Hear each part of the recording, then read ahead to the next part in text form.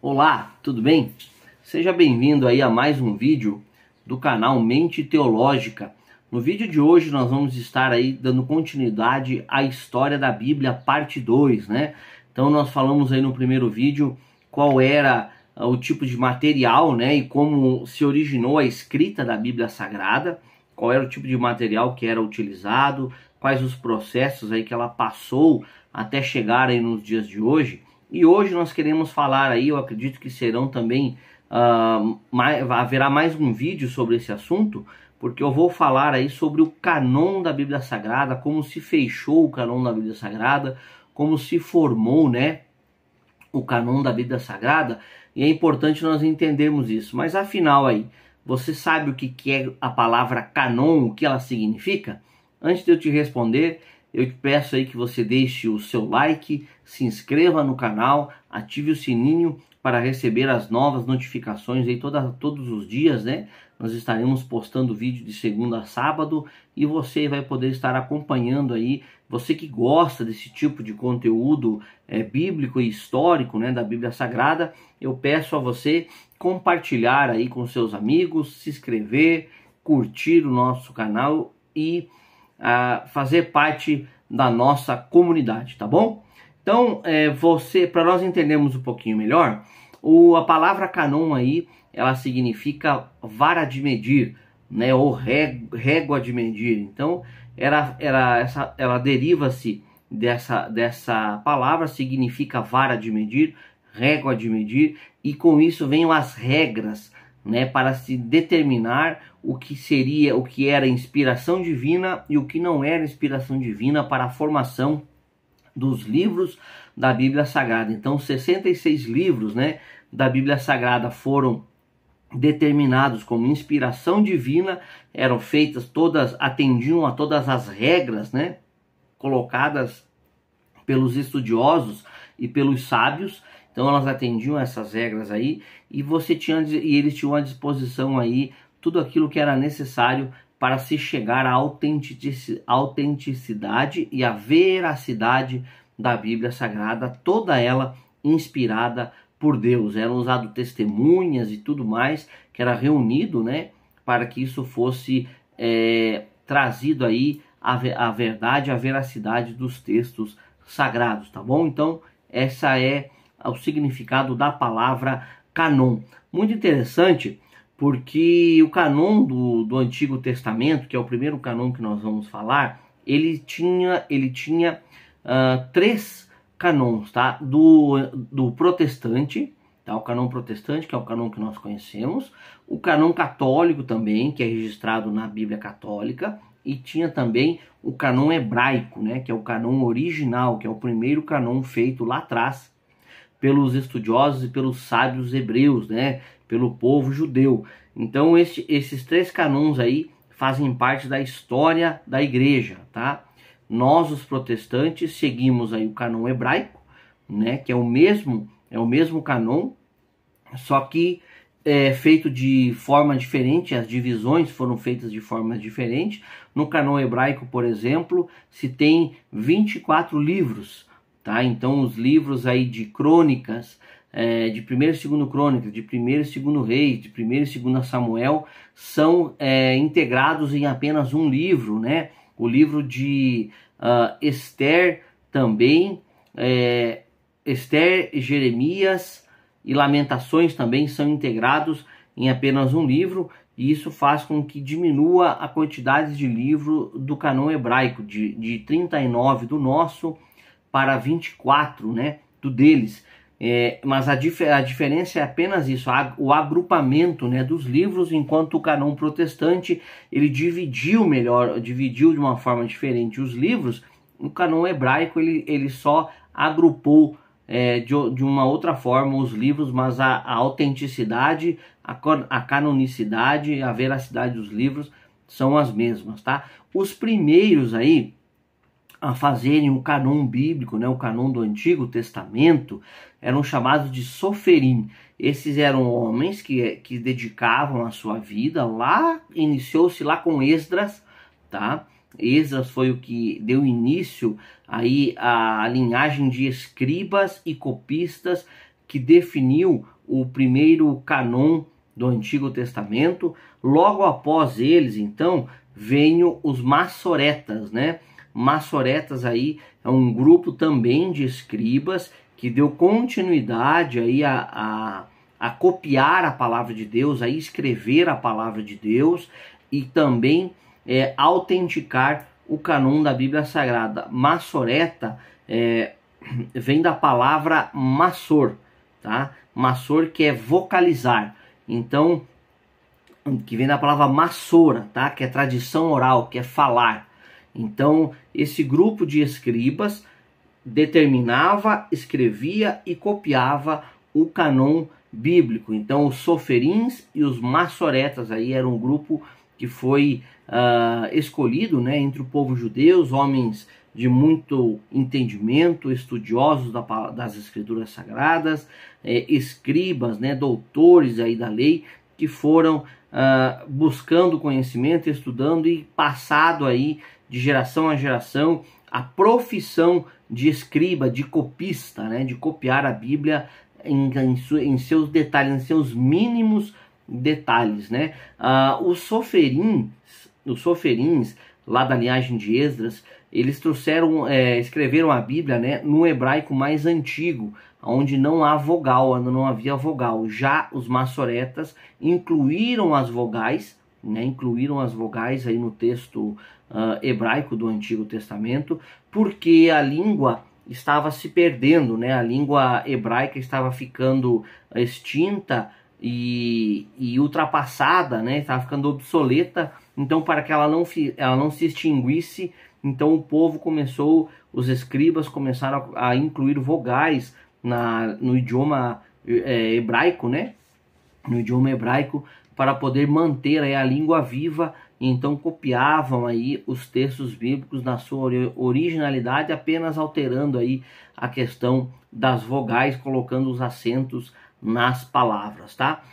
Algo muito interessante do cânon maçorético ou do cânon hebraico, né, é que ele era dividido em algumas seções. O Pentateuco, que eram os primeiros 5 livros da Bíblia, os profetas, os anteriores e os posteriores, os escritos, os de poesia e sabedoria e os históricos. Então, eles eram aí divididos nessas seções para que ficasse mais fácil a leitura. Cada uma dessas seções era colocadas em rolos, né, de pergaminhos, de papiro, para que na época certa eles fizessem a leitura desses livros. Para cada época do ano, para cada festa, para cada momento, eles tinham uma leitura a ser feita. Então, era feita uma agrupação, né, no texto do Antigo Testamento, do cânon hebraico. Ele é dividido aí em seções e feito uma agrupação em 24 livros, tá? Os livros de 1º e 2º Samuel ficam um livro apenas de Samuel. Os livros de 1º e 2º Reis também ficam um livro apenas de Reis. Os livros de 1º e 2º Crônicas também formavam apenas um livro só de crônicas. Os 12 profetas menores também eram agrupados em um único livro, tá? Esdras e Neemias também foram agrupados em um único livro. Então, fazendo com que de 39 do cânon protestante, né, do cânon da nossa Bíblia, se transformasse em 24 livros do cânon hebraico. Então, são os mesmos textos, os mesmos livros, a mesma escritura, apenas essa diferença de divisão, né, de separação dos livros aí, tá? Então, é muito importante a gente compreender isso, porque isso ajuda no entendimento de como nós chegamos na Bíblia como é hoje. O protestantismo, né, nós somos cristãos protestantes, pegamos o cânon do Antigo Testamento, né, pegamos todos os livros do Antigo Testamento hebraico, né, e trouxemos aí para a Bíblia protestante, mas a única diferença é fazendo divisões maiores dos livros aí em seções maiores, tá? Testemunhas aí que eram muito importantes para a veracidade dos textos. Uma das testemunhas muito importante aí para confidencializar, né, para dar testemunho da veracidade do cânon protestante, foi um homem aí chamado Flávio Joséfo, né? Era um historiador. Flávio Joséfo viveu ali quase que na época de Jesus, na época dos apóstolos, né? Entre 37 e 95, né? Antes de Cristo, depois de Cristo, melhor dizendo, desculpe. E aí ele ele escreveu, ele era um historiador da época, e ele deu testemunho aí do cânon do Antigo Testamento, tá? Do Antigo Testamento. Ele era um estudioso, ele confirmou aí a veracidade do cânon do Antigo Testamento, tá? Além de Joséfo também existiram outros aí como Mileto, bispo de Sardes, né? O bispo de Mileto, por exemplo, que era bispo de Sardes, ele viajou até o Oriente em 170 depois de Cristo, né, com o propósito de investigar o número de livros do Antigo Testamento, tá? Orígenes também, que era um erudito aí do Egito, morreu em 254 depois de Cristo. Tertuliano também, que viveu entre 160 e 250 depois de Cristo, tá? Todos esses aí estudavam a Bíblia, eram estudiosos da Bíblia Sagrada, do Antigo Testamento, e foram lá e buscaram a veracidade desses textos e confirmaram a veracidade dos textos sagrados e a inspiração divina, tá? Também tivemos aí um tradutor da Bíblia Sagrada, conhecido como Jerônimo, né, que eu falei no vídeo anterior. Foi ele que deu origem ao cânon do Antigo Testamento da Bíblia Católica, tá? Uma coisa muito interessante, que Jerônimo, ele era aí, né, fazia parte da Igreja Católica, e ele, ao escrever a Vulgata, ele passou lá 20 anos, né, morando na Palestina, lá em Israel, aprendeu toda a história do povo hebreu, e ele escreveu alguns livros apócrifos, né, alguns livros apócrifos que contém na Bíblia Sagrada, na Bíblia Católica, e ele mesmo disse que esses livros apócrifos não faziam parte, né, os livros apócrifos aí como Tobias, Macabeus, né, esses livros, eles não faziam parte do cânon sagrado, né? Ele mesmo disse, olha, esses livros não fazem parte do cânon sagrado da Bíblia. Servem sim como uma verificação da história, né? Servem aí para que seja utilizado como livros históricos, né? Para que você possa lê-los, aprender, estudar e aprender algo sobre a história, mas não contém inspiração divina. Jerônimo fala isso. E lá na frente, quando a Igreja Católica faz o concílio para definir o cânon da Bíblia Católica, eles usam os livros que Jerônimo disse que não eram livros canônicos, não eram livros de inspiração divina, e a Igreja Católica implementa esses livros dentro da Bíblia Sagrada e atesta como inspirações divinas.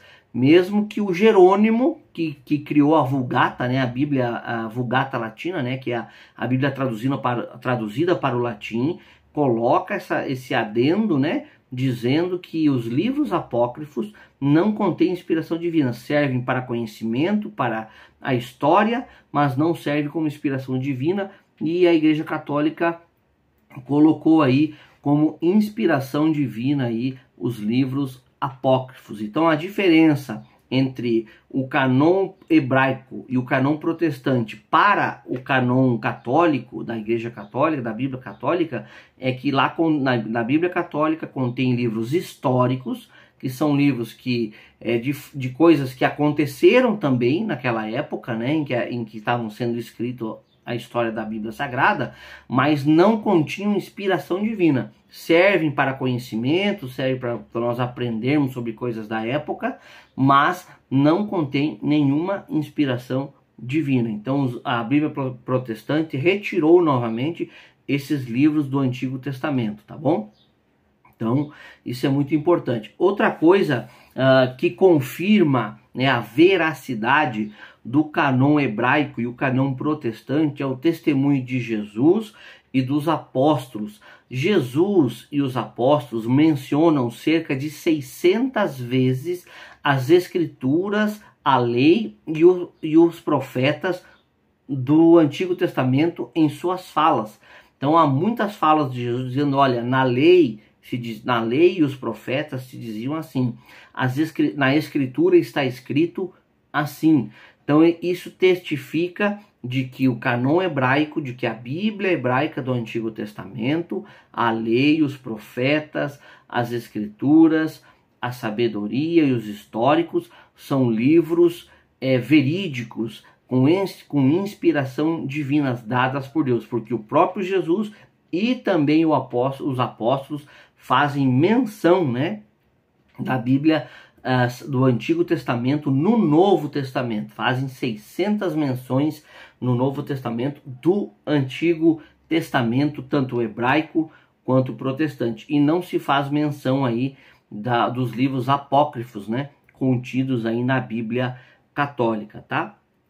Então, aí para nós entendermos aí esses dois canons bíblicos do Antigo Testamento, tanto o canon hebraico, né, que de Gênesis ao Apocalipse, quanto de Gênesis a Malaquias, né, desculpe, e também quanto o canon protestante, que é de Gênesis a Malaquias também, tá? Então esses livros aí contendo apenas mudando as suas divisões, né, 39 do Antigo Testamento protestante, 24 do Antigo Testamento hebraico, tá bom? O canon católico agora, o Antigo Testamento do canon católico, ele, como eu mencionei, ele é um pouco diferente aí, tá?